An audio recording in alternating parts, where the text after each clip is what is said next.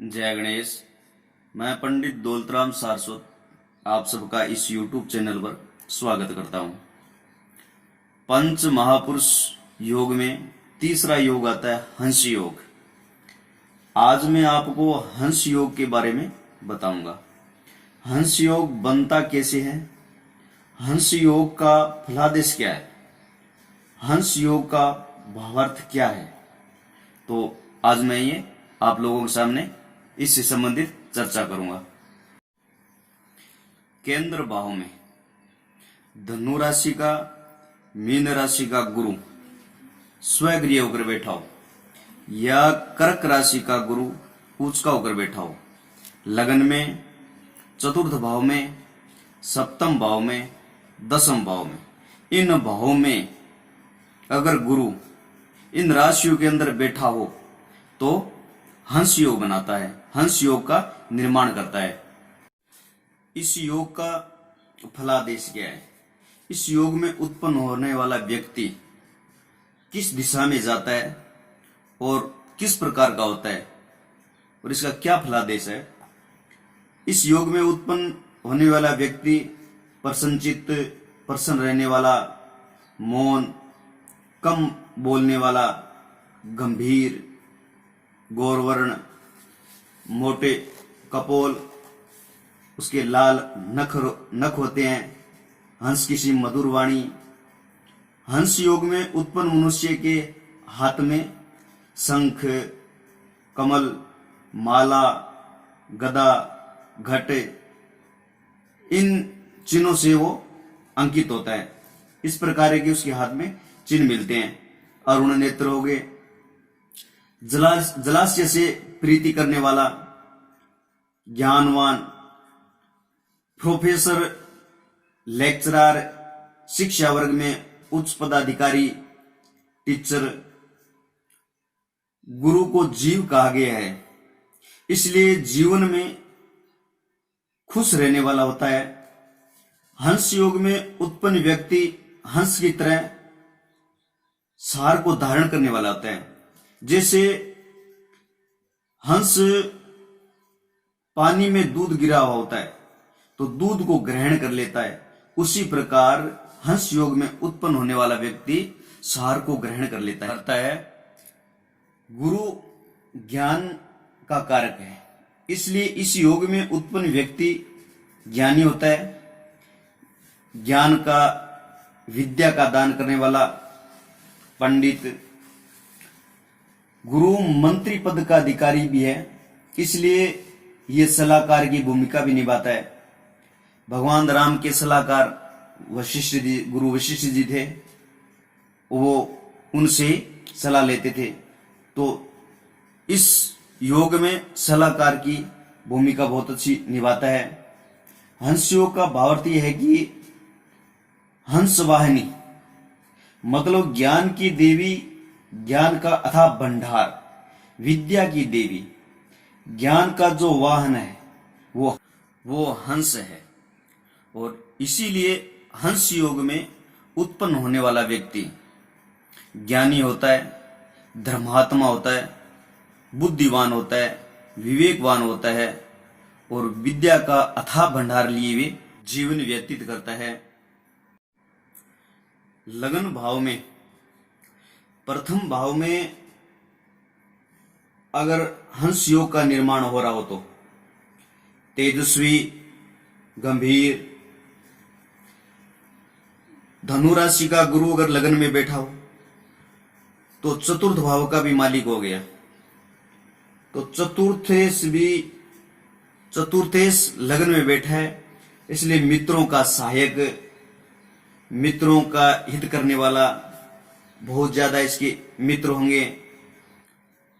Mean राशि का गुरु लगन में बैठा हुआ, दसम भाव का भी मालिक हो गया। दसम भाव में धनु राशि आई और लगन में मीन, तो दसम भाव का मालिक होने से लगन में बैठा है, इसलिए कर्मनिष्ठ, कोई भी कार्य उसको बहुत ही सुंदर तरीके से, सहजता से, सरल तरीके से करने वाला होता है और कर्मनिष्ठ होता है। लगन में कर्क राशि का गुरु उच्च का होकर बैठा है तो इसलिए हंस योग का निर्माण करता है और अच्छा फलदायी है, अच्छा सुफल देता है।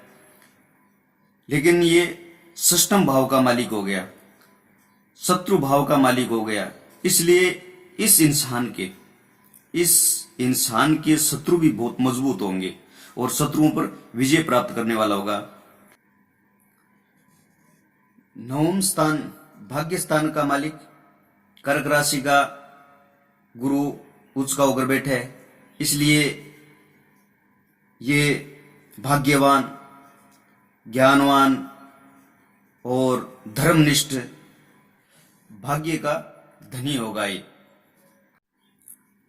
चतुर्थ भाव में हंस योग का निर्माण हो रहा हो तो उस इंसान को माता, मित्र, घर इत्यादि से सुख मिलेगा, क्योंकि गुरु सुख का भी कारक है।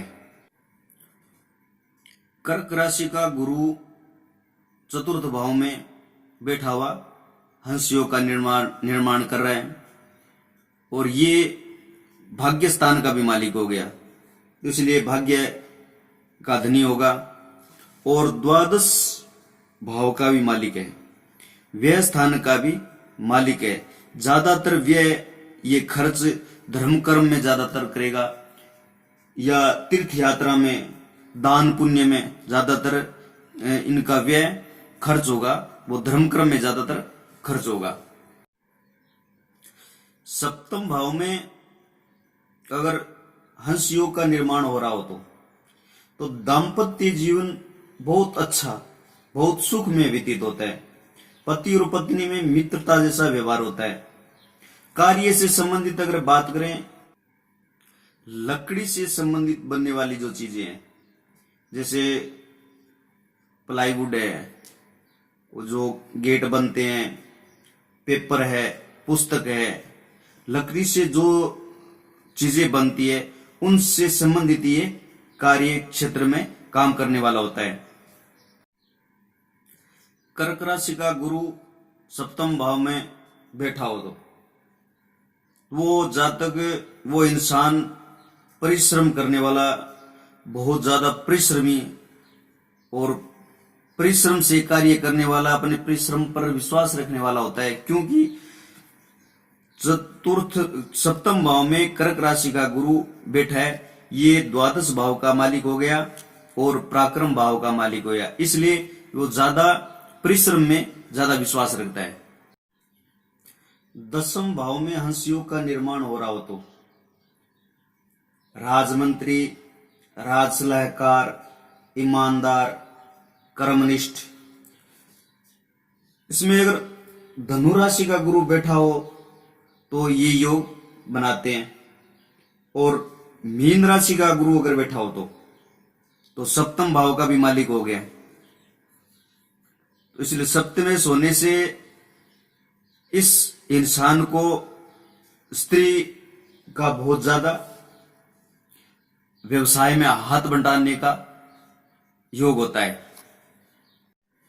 कर्क राशि का गुरु दसम भाव में हो तो जी तोड़ मेहनत करने वाला होता है, क्योंकि ये तृतीय भाव का और षष्ठम भाव का भी मालिक हो गया और दसम भाव में उच्च का होकर बैठ गया, इसलिए ये बहुत ज्यादा मेहनत करने वाला होता है। पंच महापुरुष योग में हंस योग से संबंधित फलादेश बताया और ये फलित तभी सिद्ध होता है जब ये गुरु अच्छी स्थिति में हो, अच्छे अंशों पर हो। अगर गुरु के साथ सूर्य बैठ गया हो तो हंस योग पूर्णतः से फल नहीं देता है। अगर चंद्रमा भी साथ में हो तो ये योग निष्फल कारक योग बन जाता है। अगर गुरु कम अंश का हो या अति ज्यादा अंशों में हो, हंस योग का कम प्रभाव हो जाता है।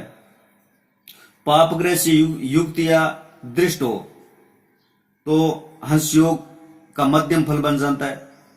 अगर इसके साथ क्रूर ग्रह कोई बैठे हो या क्रूर ग्रह इनको देख रहे हो तो ये मध्यम फल देने वाला हो जाता है। इस स्थिति में गुरु को आप मजबूत करना चाहते हो तो आप गुरु से संबंधित दान और जप करने से गुरु मजबूत होता है और ये हंस योग का जो फल है वो देने लग जाता है। अगर आप दान करना चाहते हो तो पुस्तक से संबंधित, लेखनी से संबंधित किसी अनाथ गरीब बच्चों का दीजिए तो आपको गुरु पूर्णतः से अच्छा फल देगा। आप रत्न भी धारण कर सकते हो, पुखराज, उससे भी आपका गुरु मजबूत हो जाएगा। तो इस स्थिति में गुरु को मजबूत करने के लिए आपको इन चीजों का उपाय करना चाहिए। यह जानकारी आपको कैसी लगी? पंच महापुरुष योग में हंस योग से संबंधित आप सबको मैंने ये जानकारी दी। तो आप अपनी राय इनबॉक्स में आकर जरूर व्यक्त करना और ज्यादा से ज्यादा इस वीडियो को शेयर करना। जय गणेश।